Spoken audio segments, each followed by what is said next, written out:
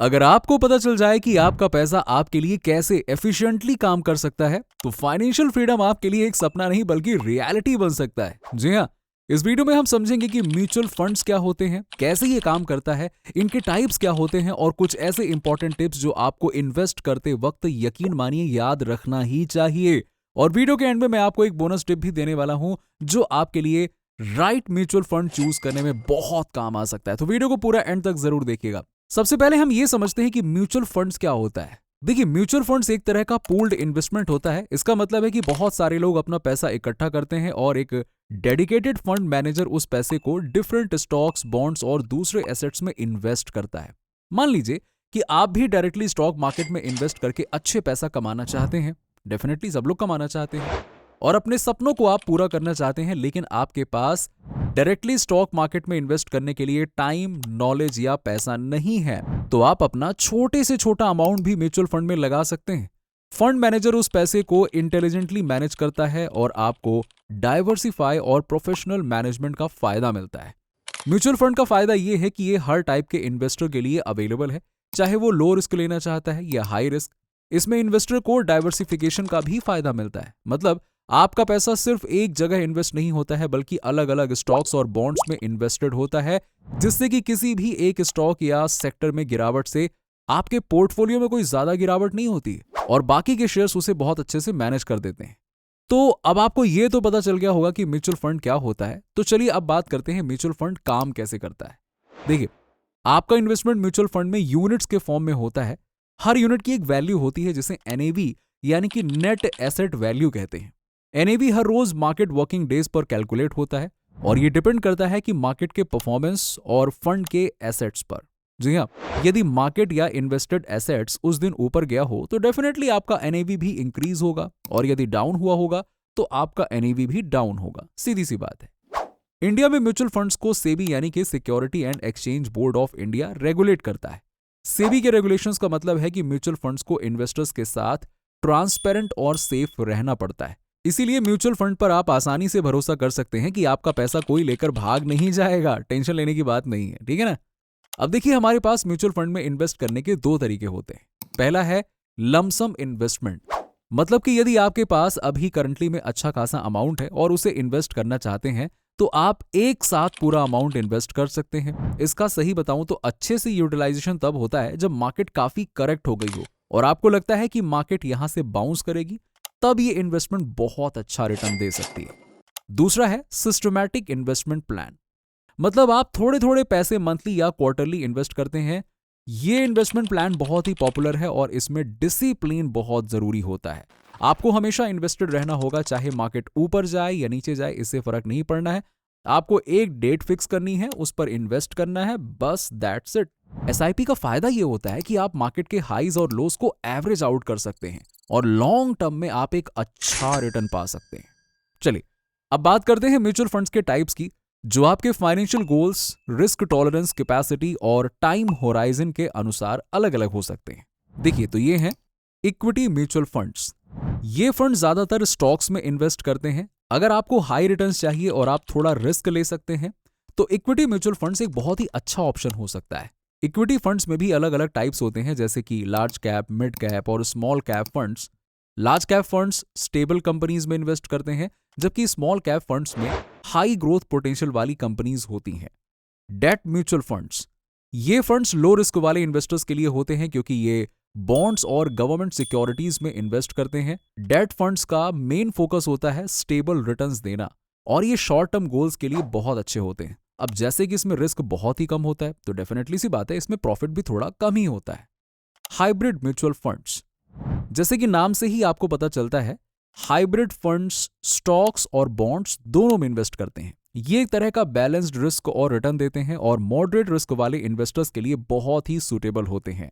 Equity linked saving schemes यानी कि ELSS. अब जैसा कि आप जानते हैं कि मिडिल क्लास सैलरीड एम्प्लॉय का एक पोर्शन टैक्स में चला जाता है, तो यदि आप चाहते हैं कि म्यूचुअल फंड में इन्वेस्ट भी करें और टैक्स भी बचाएं तो ईएलएसएस आपके लिए एक बेस्ट ऑप्शन हो सकता है। इसमें आपको एटीसी के अंडर टैक्स बेनिफिट मिलता है, लेकिन इसमें 3 साल का लॉक इन पीरियड भी होता है। मतलब कि यदि आप आज इन्वेस्ट करके पैसा निकालना चाहें तो अगले महीने या साल में तो आप नहीं निकाल पाएंगे। आपको कम से कम 3 साल का वेट करना ही होगा। Index funds. इंडेक्स फंड्स वो फंड्स होते हैं जो एक पर्टिकुलर इंडेक्स जैसे कि निफ्टी 50, सेंसेक्स या बैंकिंग इंडेक्स को फॉलो करते हैं। ये एक तरह के पैसिव फंड्स होते हैं, मतलब कि इनमें fund manager actively stock select नहीं करता है। उदाहरण के तौर पर अगर निफ्टी 50 की बात करें तो इसमें आपको वो सेलेक्टेड 50 कंपनीज ही मिलेंगी जिसमें आपको इन्वेस्ट करना है। इसके अलावा आपको कोई रिसर्च नहीं करनी होती है और कोई भी टेंशन नहीं लेनी है, तो इस वजह से इसका एक्सपेंस रेशियो भी लो होता है। अब यहां पर आपको एक बात ध्यान रखनी होगी कि हर म्यूचुअल फंड का रिस्क और रिटर्न अलग अलग होता है, इसीलिए आपको अपने इन्वेस्टमेंट गोल और रिस्क टॉलरेंस के आधार पर ही किसी भी म्यूचुअल फंड को चूज करना चाहिए। चलिए अब जानते हैं म्यूचुअल फंड्स में इन्वेस्ट करने के कई बेनिफिट्स। आगे बढ़ने से पहले आप लोगों ने बहुत पूछा कि हमारे जैसा वीडियोस कैसे बना सकते हैं, तो मैं आपको बता दूं कि ये एनिमेशन वीडियोस आप भी बहुत आसानी से बना सकते हो और अपना खुद का यूट्यूब चैनल और फ्रीलांसिंग करके पैसा कमा सकते हो। मैं डिस्क्रिप्शन में लिंक दे दूंगा, वहां से जाकर आप चेकआउट कर सकते हो। ठीक है, चलिए अब वापस टॉपिक पर आते हैं और बात करते हैं म्यूचुअल फंड्स के बेनिफिट्स के बारे में।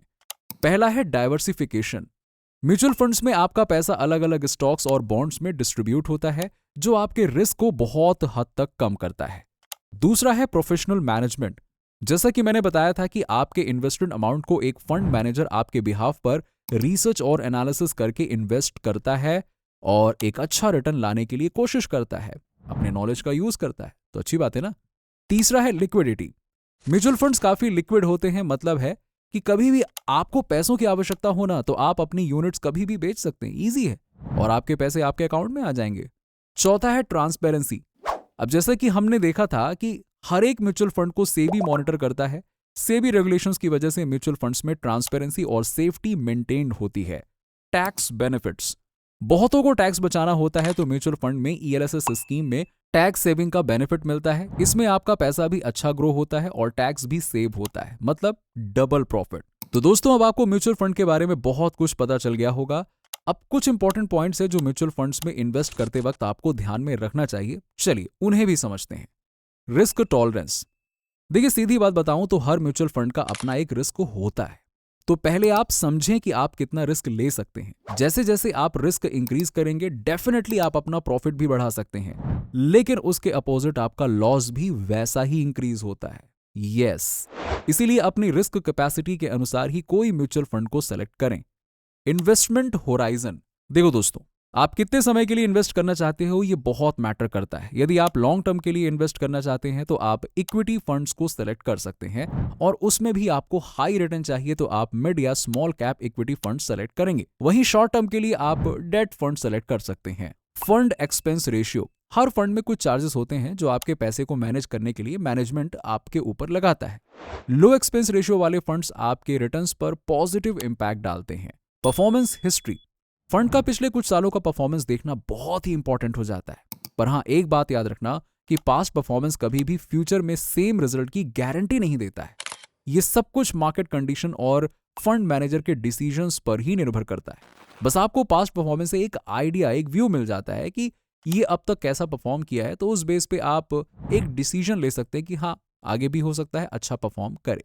अब देखिए मैं यहां पे कंक्लूड करूं तो अगर आपको 15 से 20 साल के लिए इन्वेस्ट करना है और आप रिस्क ले सकते हैं तो इक्विटी फंड सुटेबल रहेगा आपके लिए। इक्विटी फंड्स में आप मिड कैप और स्मॉल कैप फंड सेलेक्ट कर सकते हैं, और इसमें हो सकता है कि आपको शॉर्ट टर्म में लॉस दिखे, लेकिन क्योंकि आपने लॉन्ग टर्म के लिए फंड सेलेक्ट किया है तो डेफिनेटली आपको लॉन्ग टर्म में काफी अच्छे रिटर्न्स मिलेंगे। वहीं यदि आप मीडियम टू लॉन्ग टर्म के लिए इन्वेस्ट करना चाहते हैं तो आप लार्ज कैप सेलेक्ट कर सकते हैं। इसमें आपको स्टेबल रिटर्न्स मिलेंगे और आपका पैसा इक्विटी में भी इन्वेस्ट होगा।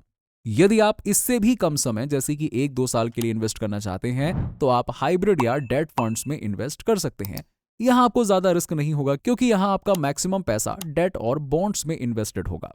तो आपको ये सारी बातें सोच समझकर अपना म्यूचुअल फंड स्कीम सेलेक्ट करना है और उसमें पैसा इन्वेस्ट करना है।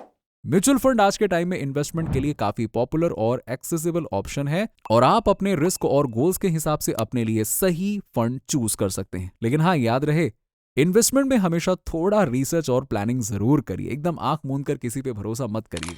अपनी रिसर्च, अपनी प्लानिंग, तो अपना अच्छा रिटर्न भी। और अगर जरूरत लगे तो फाइनेंशियल एडवाइजर से कंसल्ट करना भी बेनिफिशियल हो सकता है। अगर आपको ये वीडियो हेल्पफुल लगा हो तो इसको लाइक और शेयर जरूर करें और हमारे चैनल को सब्सक्राइब करें और कमेंट्स में हमें बताएं कि आप किस और टॉपिक पर वीडियो देखना चाहते हैं। चलिए मिलते हैं आपसे अगले वीडियो में नए टॉपिक के साथ। तब तक के लिए thank you and happy investing.